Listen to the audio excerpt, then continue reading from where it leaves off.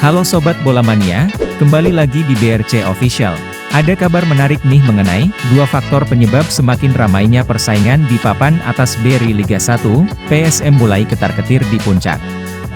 BRI Liga 1 2022-2023 sudah memasuki paruh kedua musim. Saat ini, PSM Makassar masih berada di puncak klasemen sementara dengan 38 poin. Tim berjulukan Juku Eja itu mengumpulkan 38 poin hasil dari 19 laga.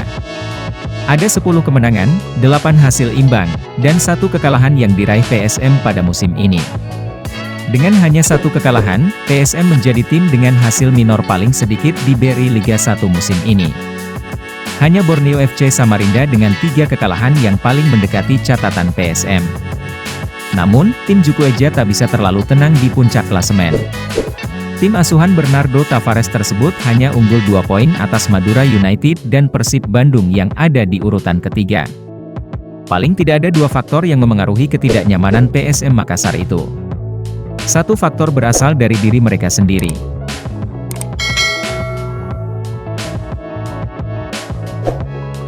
Satu, terlalu banyak hasil imbang. PSM Makassar memang tak melulu tampil perkasa. Mereka kerap kehilangan poin penuh, terutama pada laga-laga krusial yang seharusnya bisa mereka menangkan. Misalnya dalam 5 laga terakhir, PSM Makassar hanya meraih 2 kemenangan. Sementara 2 laga lain berakhir imbang, dan 1 pertandingan berakhir dengan kekalahan. Satu-satunya kekalahan itu berasal dari Madura United.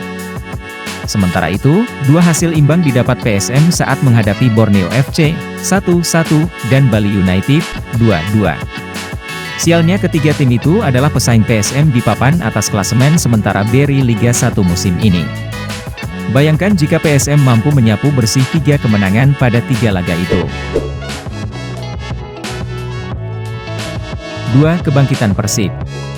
Satu hal yang sangat layak diwaspadai PSM Makassar adalah kebangkitan luar biasa Persib Bandung. Tim Maung Bandung sempat tercecer di papan bawah pada awal musim BRI Liga 1 2022-2023.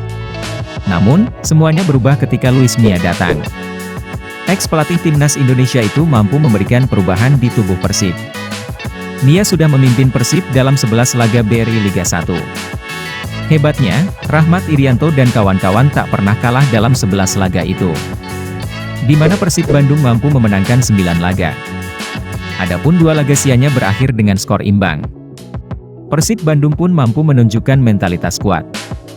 Mereka sukses meraih hasil positif ketika menghadapi laga melawan sesama tim papan atas. Nah itu dia Sobat Bola Mania untuk update kabar kali ini, bagaimana pendapat kalian Sobat?